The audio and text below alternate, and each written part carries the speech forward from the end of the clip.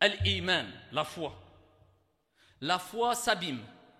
La foi s'use dans vos poitrines. Subhanallah. Nous ne sommes pas infaillibles. Nous sommes des êtres faibles.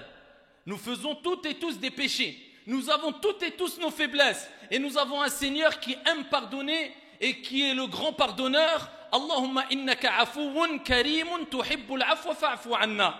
C'est parmi les invocations qu'Aïcha disait pendant Ramadan et particulièrement dont le prophète lui a recommandé de dire si elle tombait dans Laylatul Qadr. Oh Allah, tu es le grand pardonneur. Tu aimes pardonner, pardonne-moi. Par contre, cette faiblesse fait qu'on a besoin de renouveler notre foi. C'est le prophète qui l'a dit. Il dit la foi s'abîme, la foi s'use dans vos poitrines.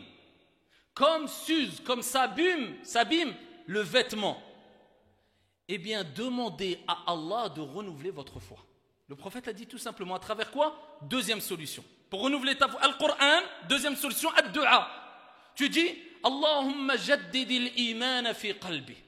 Ou en français, oh Allah, renouvelle les termes qu'a dit le prophète alayhi salam, renouvelle la foi dans mon cœur, dans tes prosternations, entre l'adhan et l'iqama, quand tu vas à la mosquée, quand tu fais siyam, quand tu fais des invocations, demande à Dieu de renouveler ta foi parce qu'elle s'use, elle s'abîme comme s'abîme le vêtement, comme l'a dit le prophète alayhi salatu wassalam.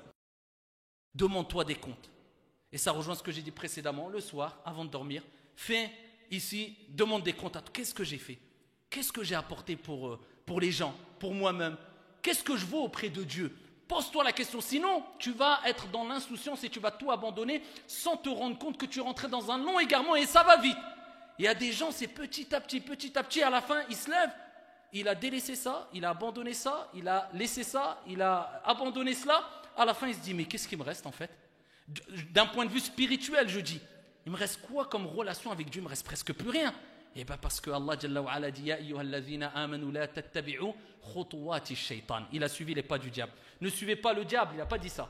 Ne suivez pas les pas du diable. Il s'est fait entraîner petit à petit par shaytan. Ayyuhal muslimun, augmentez beaucoup cette invocation comme je vous avais dit en introduction de cette khutbah. Oh Allah, renouvelle ma foi afin que votre foi soit préservée et que vous rencontriez Allah Jalla wa Ala alors qu'il est satisfait de vous et vous pourrez être dans une vie agréable et paisible auprès du prophète Mohammed alayhi salatu wassalam dans son vaste paradis. Et on implore Allah Jalla wa Ala de renouveler à toutes et à tous notre foi. Allahumma jaddidil iman fi qulubina. Donc il faut se poser la question, qu'est-ce qu'on a préparé pour l'au-delà? Le prophète alayhi salatu wassalam, il dit, je vous avais interdit de visiter les tombes. Maintenant, visitez-les. Elles vous feront rappeler l'au-delà rapporté par Al-Hakim. Visitez. Zoro al-Qubur. Va voir les tombes. Il dit, il est là aujourd'hui, demain c'est moi. Et Allah, qu'est-ce que j'ai préparé pour là? J'ai préparé pour aller au Maroc, j'ai construit, c'est autorisé, halal alik, masha'Allah. Mais pour là, t'es riche ou t'es pauvre, t'as des milliards ou t'as rien dans ton compte, eh bien, tout le monde sera logé à la même enseigne.